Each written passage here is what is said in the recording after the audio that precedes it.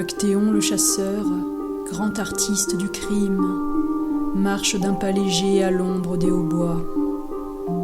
Il traque sans répit un animal sublime, l'ange blanc des forêts, leur gardien et leur roi. Ces chiens aux yeux de sang, monstres dénués d'âme, ont appris le silence et ne font pas un bruit. Leur maître prévoyant a aiguisé ses lames.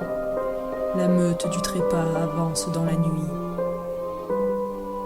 Elle sait où trouver cette bête divine, rêve jamais conquis, trophée de l'absolu. Bravant l'obscurité et les torrents d'épines, elle avance toujours, mais ne respire plus. Sur la rive d'un lac éclairé par la lune, le Seigneur se repose avec son petit faon. Les étoiles fanées s'écoulent une à une, en son œil plus profond que celui d'un enfant. Après un doux baiser, honorant sa promesse, il se blottit enfin contre le corps tremblant, où se cache la biche au cœur plein de tendresse. Elle sommeille ici, entre les lauriers blancs.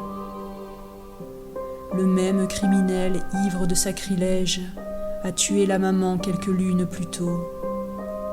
Aux portes de l'hiver, dès la première neige, il a fait de sa robe un somptueux manteau.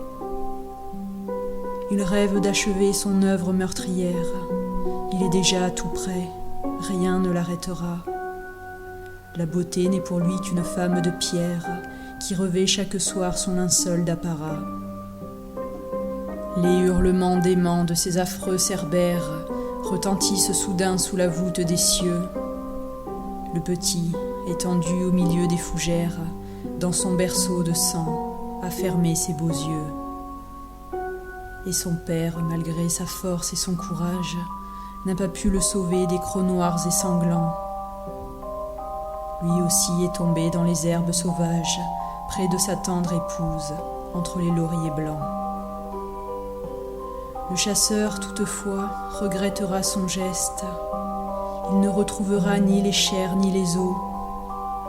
À nouveau réunis dans les sylves célestes, il ne verra briller que leurs âmes sur l'eau.